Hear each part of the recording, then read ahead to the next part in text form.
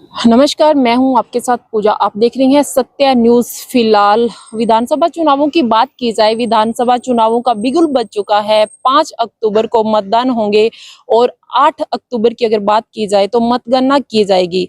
तो इस समय हम मौजूद हैं रानिया विधानसभा के शहर रानिया के अंदर ही मौजूद हैं। आपको बता देते हैं कि रानिया विधानसभा की राजनीति को चर्चा एक बार आज करेंगे। सबसे पहले आपको बता देते हैं कि रानिया की राजनीति के अंदर क्या कुछ चल रहा है और क्या कुछ नहीं। सबसे पहले हम बात कर लेते हैं रानिया विधानसभा की ही।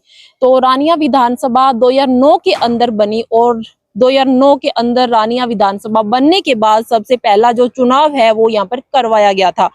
तो उसी के साथ साथ 2009 के अंदर रानिया विधानसभा की अगर बात की जाए तो कृष्ण कंबोज हैं जो कि इनेलो पार्टी से यहाँ पर प्रत्याशी के रूप में उतारे गए थे चुनावी मैदान के अंदर और उन्होंने यहाँ से जीत हासिल की थी भारी मतों से।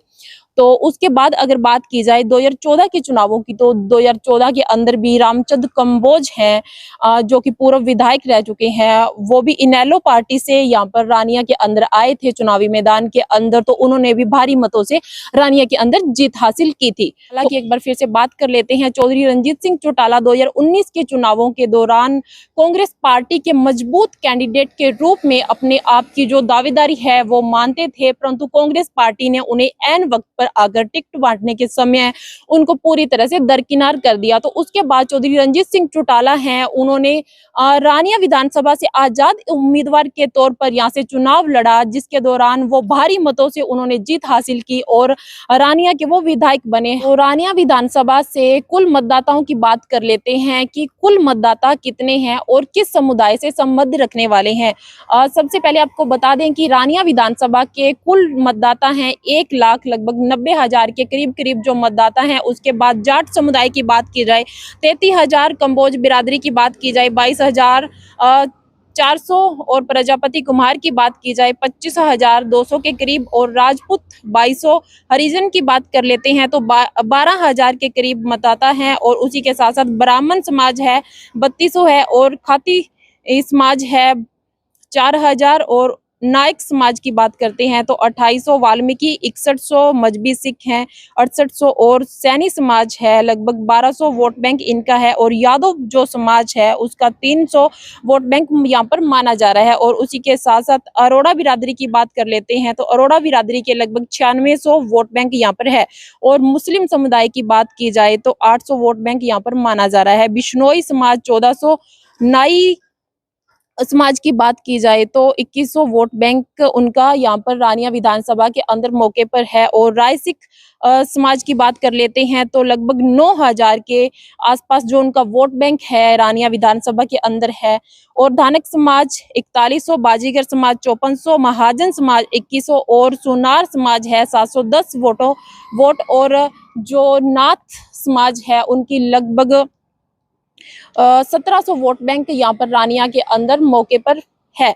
तो ये था पूरा रानिया का वोट बैंक जो हमने आपको बताया कि कितना वोट बैंक किस जाति से संबंध रखता है। उसके बाद बात करते हैं इनेलो पार्टी की तरफ से यहाँ पर रानिया विधानसभा के अंदर अर्जुन चौटाला को यहाँ पर चुनावी मैदान के अंदर उतारा गया है। और भी भाजपा पार्टी से बात कर लेते हैं। भाजपा पार्टी से शिषपाल कंबोज हैं, उन्हें चुनावी मैदान के अंदर उतारा गया है। कहीं ना कहीं जो पूर्व कैबिनेट मंत्री हैं चौधरी रणजीत सिंह चौटाला है, उनको ये पूरा आश्वासन था, उनका ये कहना है कि हमें पूरा आश्वासन था कि बीजेपी पार्टी हमें टिकट देगी, परंतु बीजेपी पार्टी ने उनकी जो टिकट है वो रानिया से काट दी है, उन्हें पूरी तरह से दरकिनार कर दिया गया है। अब चौधरी रणजीत सिंह चौटाला है, उन्होंने एक घोषणा की है कि वो रानिया से आजाद उम्मीदवार के तौर पर है रानिया से चुनाव लड़ेंगे। आपको बता दें कि चौधरी रणजीत सिंह चौटाला ने पिछले 2 दिनों के अंदर ही रानिया विधानसभा के सभी गांवों के अंदर बहुत बड़ा जो शक्ति प्रदर्शन है वो भी निकाला है।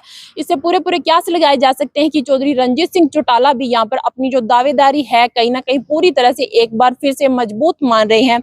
तो उसके बाद अब बात कर लेते हैं आम आदमी पार्टी की। आम आदमी पार्टी ने भी जो अपना चुनावी यहाँ पर प्रत्याशी है हैप्पी सिंह रानिया है, उन्हें चुनाव के मैदान के अंदर उतारा है और कल ही फर्स्ट लिस्ट आम आदमी पार्टी की तरफ से यहाँ पर जारी की गई है।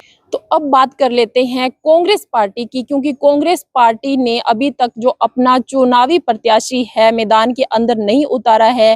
कांग्रेस पार्टी ने सिरसा लोकसभा की 5 सीटों में से डबवाली और कालांवाली पर जो अपने सीटिंग एमएलए हैं उनको तो टिकट बांट दी है, परंतु जो रानिया और एलाहाबाद और सिरसा विधानसभा की बात करते हैं तो इन 3 सीटों पर किसी प्रकार का कोई भी उनकी तरफ से कैंडिडेट है अभी तक नहीं उतारा गया है, क्योंकि पूरी तरह से जो क्यास है जो कांग्रेस की तरफ से यहाँ पर अभी तक उम्मीदवार नहीं उतारा गया है। ये कांग्रेस की लिस्ट के अंदर जो देरी हो रही है कांग्रेस पार्टी को इसका यूं कह सकते हैं कि सबसे बड़ा नुकसान है, ये भी झेलना पड़ सकता है।